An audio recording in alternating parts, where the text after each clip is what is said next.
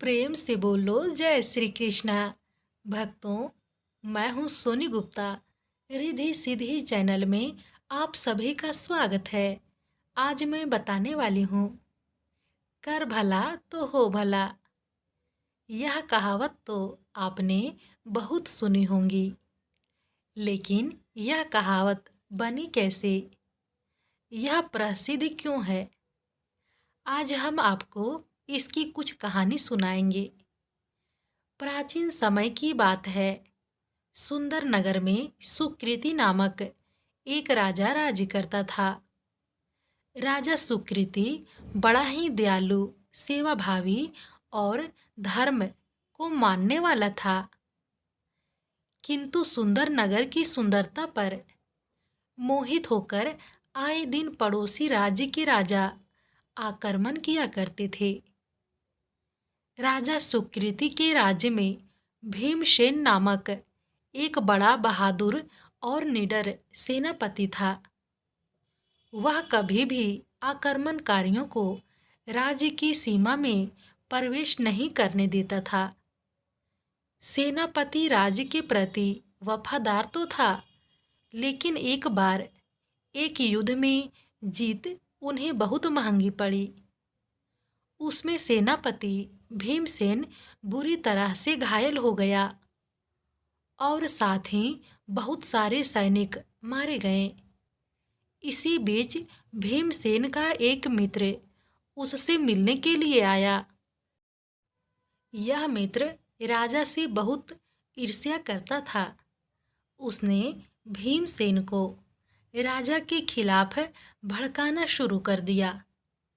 वह कहने लगा, तुम लोग दिन रात यहाँ मौत से जूझ रहे हो और राजा वहाँ पे महलों में अय्याशियाँ कर रहा है।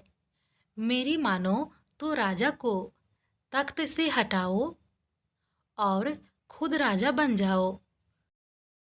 अपने मित्र के मुंह से राजा की निंदा को सुनकर सेनापति भीमसेन को पहले तो विश्वास नहीं हुआ, लेकिन फिर उसने कुछ सोचकर स्वयं राजा बनने का निर्णय ले लिया। उसने राज्य जाकर राजा सुकृति को सिंहासन से हटा दिया और स्वयं का राज्य अभिषेक करवा लिया। वह राजा सुकृति को पकड़कर बंदी गृह में डालना चाहता था, लेकिन अवसर देख सुकृति वेश बदलकर जंगलों में भाग गया। राजा भीमसेन ने सुकृति को पकड़ने के लिए 1,000 स्वर्ण मुद्राओं के इनाम की घोषणा की। सैनिक तो सैनिक, लेकिन राज्य के अन्य व्यक्ति भी इनाम की आकांक्षा से सुकृति को खोजने लगे। हालांकि राज्य के ज़्यादातर समझदार लोग सुकृति से भीमसेन द्वारा राज हड़प के लिए जाने से दुखी थे। इधर राजा सुकृति जंगल के रास्ते राज्य से बाहर निकलने ही वाला था कि उसे सामने से एक व्यक्ति आता दिखाई दिया, जो देखने में बहुत ही चिंतित जान पड़ रहा था। राजा सुकृति के नज़दीक आकर वह बोला, भाई जरा राजा सुकृति के महल का रास्ता बता देना, मुझे उनसे जरूरी काम है। राजा बोला, सुकृति से क्या काम है?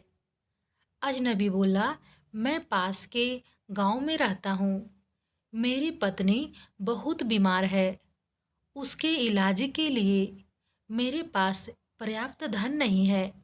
मैंने सुना है राजा सुकृति बहुत ही दयालु राजा है। कोई भी दीन दुखी उसके महल से खाली हाथ नहीं जाता। राजा बोला, चलो मैं राजा सुकृति के पास पहुंचा देता हूँ। यह कहकर वह उस अजनबी को राजमहल की ओर ले गया। वह सीधे राज दरबार में पहुँचे। राजा सुकृति को स्वयं वापस आया।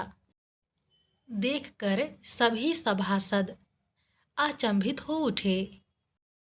राजा वहाँ पे पहुँचते ही कहा, तुमने मुझे पकड़ने के लिए एक सहस्त्र स्वर्ण मुद्राओं का इनाम रखा है। वो इनाम इस व्यक्ति को दे दो। ये मुझे पकड़कर लाया है और मेरे साथ है। तुम जो चाहो सो कर सकते हो। राजा सुकृति की दयालुता को देखकर सेनापति भीमसेन का मस्तक लज्जा से झुक गया। वह सिंहासन से उठा और महाराज के चरणों में गिर पड़ा। उसे अपनी गलती का एहसास हो गया। इसीलिए कहते हैं, कर भला तो हो भला। राजा ने भला किया तो उसका भी भला हुआ। आपने यह कहावत भी सुनी होगी, कर बुरा तो हो बुरा। एक बार की बात है, एक गांव में एक वैद्य जी रहते थे। वैद्य जी के पास कभी कभार कोई मरीज आता था, क्योंकि उस गांव में ज़्यादातर लोग बीमार नहीं पड़ते थे। इसमें वैद्य जी की आजीविका में बहुत समस्या आती थी।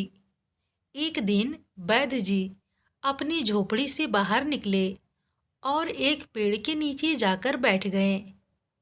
तभी उन्हें उस पेड़ के कोटर में एक सांप दिखाई दिया। वैद्य जी सोचने लगे कि अगर यह सांप किसी को काट खाए तो कितना अच्छा हो। मैं उसे ठीक करके अच्छा खासा धन कमा सकता हूँ। तभी वैद्य जी की नज़र सामने खेल रहे बच्चों पर पड़ी। उन्होंने बच्चों के पास जाकर कहा, देखो बच्चों, उस पेड़ के कोटर में मिट्टू मियाँ बैठे हैं। बच्चे तो बच्चे होते हैं। उनमें से एक बच्चा दौड़ा और सीधे जाकर कोटर में हाथ डाल दिया। संयोग से सांप की मुंडी उसके हाथ में आ गई। जैसे ही उसने बाहर निकाला तो डर के मारे उछाल दिया। नीचे अन्य बच्चे के साथ वैद्य जी खड़े थे। सांप सीधा वैद्य जी के ऊपर आ गिरा और कई जगह डस लिया। तड़पते हुए वैद्य जी की जान निकल गई। इसे कहते हैं, कर बुरा तो हो बुरा। शिक्षा दोस्तों, इसीलिए मनुष्य को हमेशा दूसरों का भला सोचना चाहिए और भला ना हो सके तो कम से कम बुरा तो नहीं सोचना चाहिए। यह वीडियो कैसा लगा कमेंट बॉक्स में ज़रूर ही बताएं। अगर वीडियो पसंद आए तो लाइक करें, चैनल को सब्सक्राइब करें और शेयर करना बिल्कुल भी ना भूलें। फिर मिलती हूँ नई जानकारी के साथ अगले नेक्स्ट वीडियो में।